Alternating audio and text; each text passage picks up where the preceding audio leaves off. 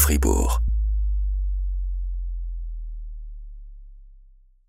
Bonjour Michel Lab, merci d'être avec nous sur Radio Fribourg, on est très heureux de vous accueillir. Je crois que vous aimez bien venir en Suisse, non? Oui, c'est vrai. J'aime beaucoup venir en Suisse parce que c'est un pays que je connais bien pour y avoir passé une partie de mon enfance, mais du côté allemand, Suisse allemande, du côté de Zurich. Et puis maintenant, depuis quelques années, je viens souvent dans la région ici, du côté de Villars. Puis il y a votre fille aussi, Fanny Lem.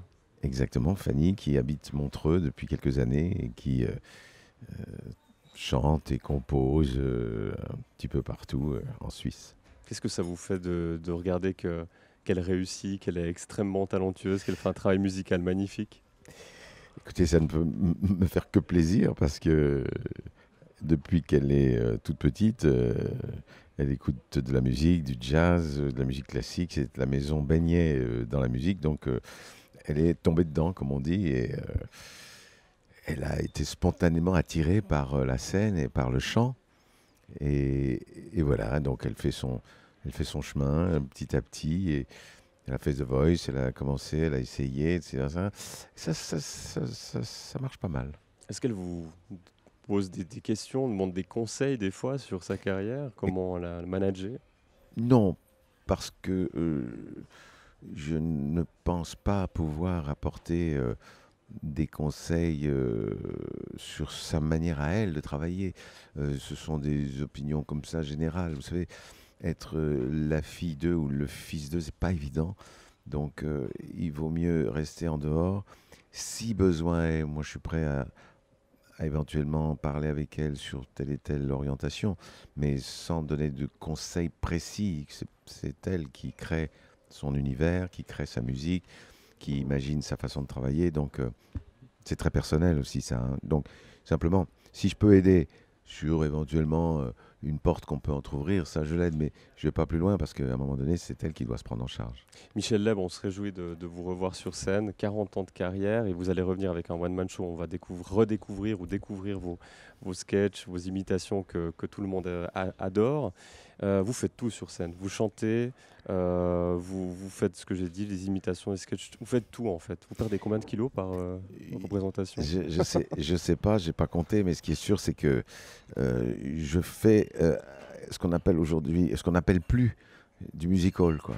Et le music hall, c'est une expression qui a disparu un peu de la circulation et je le regrette parce que cette expression englobe beaucoup de choses. Le chant, la comédie, la danse, l'illusion. Bon, je suis pas encore très bon sur le plan de l'illusion hein, et l'acrobatie non plus. Donc, je suis pas très capable de faire ça. Mais tout le reste, le chant, éventuellement les imitations, bien sûr, les sketchs, les gags, les parodies, la comédie, l'interactivité avec le public. Enfin, tout ça sont des choses qui font partie du spectacle tel que moi je les imagine, tel que je rêve de faire toujours. J'ai toujours travaillé comme ça. Donc je mélange tous les genres. Voilà, c'est une espèce de show complet, quoi, comme ça. Presque 10 ans que vous n'étiez pas revenu avec un one-man show, ça vous manquait? Oui, parce que si vous voulez, 10 ans de théâtre, c'est bien.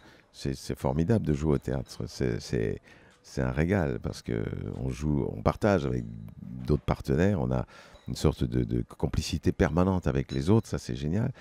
Et puis le fait de jouer pour le public, c'est la grosse différence avec le one-man show, c'est que au one-man show, on joue avec le public. Il y a vraiment une nuance, jouer pour et jouer avec. Moi, pendant 10 ans, j'ai joué pour le public, ça s'est très bien passé, on s'est régalé, j'ai joué des pièces très différentes, et récemment Le Tombeur, qui est une pièce de Robert Lamoureux que j'avais reprise, et voilà. Puis j'ai eu un gros clou de blues, et je me suis dit, il faut vraiment que je me remette à nu devant le public, à poil si vous voulez. Vous dites, le public m'a beaucoup donné, Ah à oui. moi de leur donner maintenant. Oui, parce que en 40 ans de carrière, les gens n'imaginent pas à quel point ils apportent quelque chose à l'artiste. C'est énorme, quoi. Une énergie permanente, une façon de continuer à tenir, quoi, parce que c'est vraiment physiquement, il faut être en forme. Donc le public vous apporte non seulement une énergie nécessaire à faire le spectacle, mais également une envie de se renouveler, d'aller plus loin, de prendre plus de risques, de faire des choses et puis surtout de ne pas décevoir ce public. Donc c'est très important que le public qui est là, il ne faut pas le décevoir. Bon, 40 ans de bonheur, c'est vrai, 40 ans de bonheur absolu. en 2 heures de plaisir. Allez, 2 heures de show, ou alors là, il faut faire plaisir au public. 40 ans de carrière et bientôt 70 ans. Alors vous allez synchroniser la crise de la quarantaine avec la crise de la septantaine, c'est ça? Alors ça, la septantaine, si vous voulez bien, on la mettra un peu de côté, on va pas insister là-dessus lourdement. En revanche, les 40 ans, je les ai pas vus passer, donc j'ai vraiment l'impression qu'il y a eu comme un coup de pouce comme ça, clac, on a claqué des doigts, il s'est passé 40 ans. Je me suis tellement éclaté, comme on dit, et je me suis tellement régalé à faire plein de choses que, vous savez, les choses passent plus vite quand tout va bien.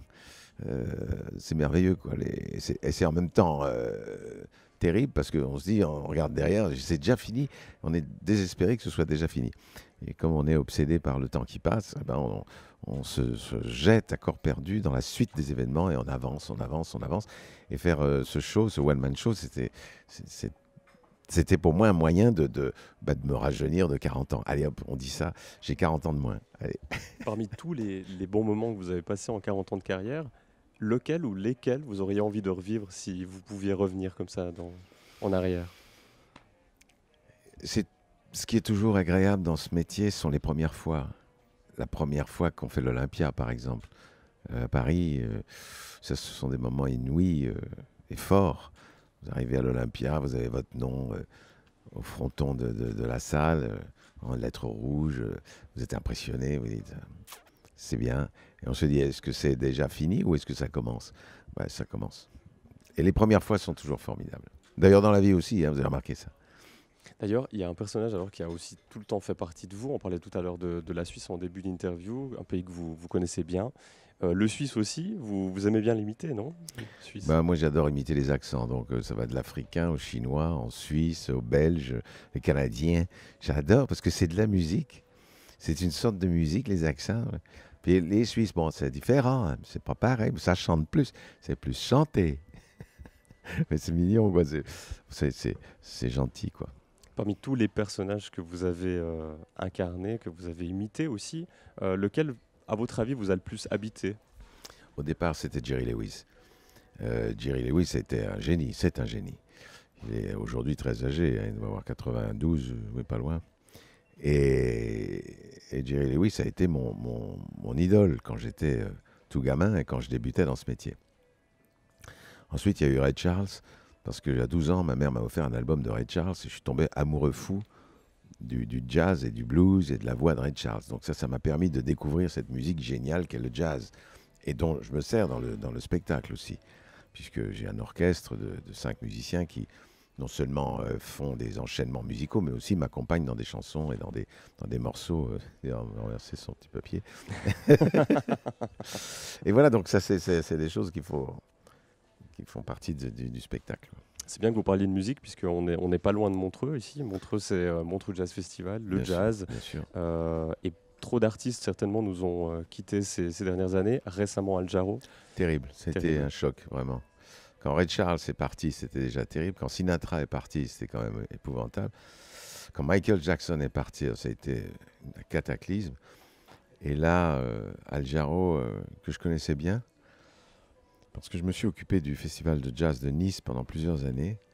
Et j'ai eu donc la chance de pouvoir inviter tous ces artistes, tous ces grands musiciens de jazz, et dont Al Jarreau, avec lequel j'ai eu des moments de régal et de bonheur. C'était un être exceptionnel, exceptionnel. Humainement, musicalement, on n'en parle même pas. C'était un génie, un chanteur de talent comme personne, qui faisait des bruitages de sons, de percussions, et qui avait un charisme inouï. Si je vous parle de Quincy Jones. Même combat. Quincy, qui a traversé 3-4 générations comme ça, et qui est le père un petit peu spirituel. C'est le pape, hein, il n'y a personne au-dessus. Quincy, il a arrangé aussi bien Sinatra que Michael Jackson, donc on voit l'écart. Et puis aujourd'hui, tout ce qu'il peut produire à Los Angeles, aux États-Unis, c'est énorme. Donc voilà, ce sont des monstres, quoi, des géants. Et il faut s'en référer aux géants. Le jazz, c'est une musique qu'il faut prendre le temps d'apprécier. Aujourd'hui, ça vous dérange de voir que les gens consomment la musique trop rapidement? C'est vrai qu'aujourd'hui, on a une façon de consommer tout très rapidement, pas seulement le jazz. Et on ne prend pas le temps d'apprécier les choses en général. Regardez la beauté la beauté du monde. Les gens, on regarde, on passe, tout va très très vite. On est surinformé d'un tas de choses. On est dans un monde qui va à 375 000 km/h et on voudrait quand même pouvoir un petit peu s'arrêter, profiter et jouir du moment présent. C'est très difficile. Mais vous savez, le jazz, c'est pas, le problème du jazz, c'est que moi, j'aime le jazz depuis que j'ai 12 ans. Donc, vous voyez, faites le compte, ça fait un moment. Donc, j'ai fini par non seulement apprécier cette musique, mais aussi à rencontrer les artistes, les musiciens, grâce justement à cette période où je m'occupais du Festival de Jazz de Nice. Et donc, le fait de côtoyer tous ces grands artistes, j'ai côtoyé Ray Charles, j'ai côtoyé Tony Bennett, Al Jarreau, alors après un monstre encore, Joe Cocker, qui a disparu aussi. Vous savez, tous ces artistes-là, quand vous les avez en face de vous, Van Morrison, Phil Collins, qui habite d'ailleurs ici en Suisse, quand vous avez tous ces gens en face de vous avec lesquels vous avez une complicité musicale parce que vous les aimez, parce que quand on aime les choses, on est complice avec les choses. Vous vous identifiez à leur style, à leur musique. Voilà, elle rentre dans votre vie, vous rentrez dans leur vie, il y a une espèce de... La musique, c'est pour ça que la musique est quelque chose d'universel et de génial, c'est que elle appartient à tout le monde et tout le monde peut se jeter dans la musique et grâce à ça, pouvoir se rassembler. Gérard Louvain, ça vous dit quelque chose? Ah bah oui, bien Gérard sûr, Louvain, forcément, a eu un discours extrêmement élogieux récemment sur le plateau de Michel Drucker dans Vivement Dimanche en disant que parmi les premiers spectacles qu'il a produits, c'était le vôtre. Oui, et oui. il était sûr, dès la première date, que ça allait marcher. Oui, mais Gérard est quelqu'un qui a un pif, comme on dit. C'est un gros et grand producteur qui a produit Florent Pagny, Chamfort et d'autres, et qui a donc créé cette émission Sacrée Soirée, dont j'étais le parrain à l'époque, et puis qui a ce qu'on appelle un pif, quoi. Et je devais faire partie sûrement de ces premiers artistes sur lesquels il a investi à la fois du temps et de l'argent. Et bah, ça lui a fait du bien parce qu'on a grandi ensemble, en fait. On a démarré ensemble et on a grandi ensemble. Comme il le dit lui-même, d'ailleurs. Côté cinéma, il y a de l'actu chez vous, Chacun sa vie, le nouveau Claude Lelouch qui sort mi-mars. Vous pouvez nous en dire un petit peu plus sur ce film? Alors, le problème, c'est que quand on tourne avec Lelouch, on ne sait pas très bien le scénario, on ne connaît pas bien l'histoire. Ce que je peux vous dire, c'est que les tournages avec Lelouch sont des tournages extrêmement agréables. C'est pas du travail, c'est des vacances. On s'amuse beaucoup. Claude est quelqu'un d'une énergie énorme.